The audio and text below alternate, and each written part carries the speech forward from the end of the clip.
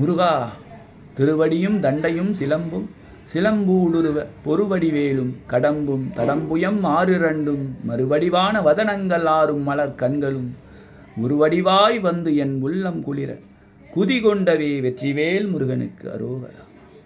நாம் இப்போ பார்க்க போகிறது திருத்தணி ஸ்தலத்தை பற்றி. இந்த திருத்தணி ஸ்தலம் அறுபடை வீட்டில் 5ஆம் படை வீடு. இந்த திருத்தணி ஸ்தலத்தில் சிறப்புகள் பார்த்திங்கன்னா பல சிறப்பு இருக்குது. அதில் ஒன்று வந்து படிக்கட்டு, திருத்தணி படிக்கட்டு. திருத்தணி படிக்கட்டில் முதல் சிறப்பு என்னென்னா, வருஷம் 365 நாளை குறிக்கிற வகையாக 365 படிக்கல் அமைந்த ஸ்தலம் திருத்தணி மலை கோயில். இந்த திருத்தணி படிக்கட்டு முத்துசாமி தீட்சிதருக்கு முருகனே படிக்கட்டு வழியாக வந்து கற்கண்டு கொடுத்து மேற்கொண்டு அவருக்கு பாடுற வல்லமையை கொடுத்தது திருத்தணி படிக்கட்டு. அடுத்த சிறப்பு என்னென்னா, படிபூஜை நடக்கிற படிக்கட்டு. இது யாரால் இந்த படிபூஜை தொடங்கப்பட்டதுன்னா, வள்ளிமலை சுவாமிகளால் தொடங்கப்பட்டு முருகனே அவருக்கு காட்சியும் கொடுத்துருக்காரு. அப்படிப்பட்ட சிறப்புகள் வாய்ந்த படிக்கட்டில் நாம் வெறுங்காலோடு நடந்து முருகனை மலையில் போய் தரிசனம் பண்ணணும்.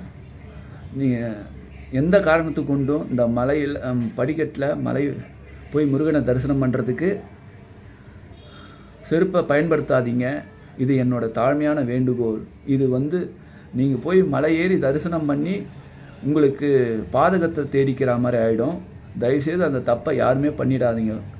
கடுமையான வெயிலாக இருக்குதுன்னு சொல்லி செருப்பை போட்டுன்னு காரணத்தை தேடாதீங்க தயவுசெய்து.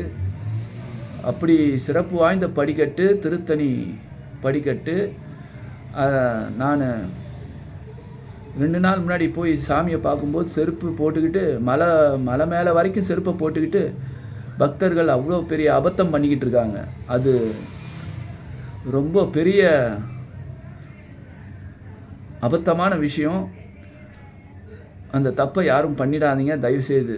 ஏன்னா நம்ம அங்கே மலையில் முருகனுடைய அனுகிரகத்துக்கு பெறத்துக்காக நம்ம போகிறோம். நம் பாதகத்தை தேடிக்கக்கூடாது. இது என்னுடைய தாழ்மையான கருத்து, தாழ்மையான வேண்டுகோள். வெற்றிவேல் முருகனுக்கு அரோகரா. ஒவ்வொரு படிக்கட்டுக்கும் ஒவ்வொரு திருப்புகள் வாசித்து போய் முருகனை தரிசனம் பண்ணுறது நம்ம கோரிக்கையை கண்டிப்பாக நிறைவேற்றும். முருகனுடைய அனுகிரகம் நமக்கு துணை செய்யும்.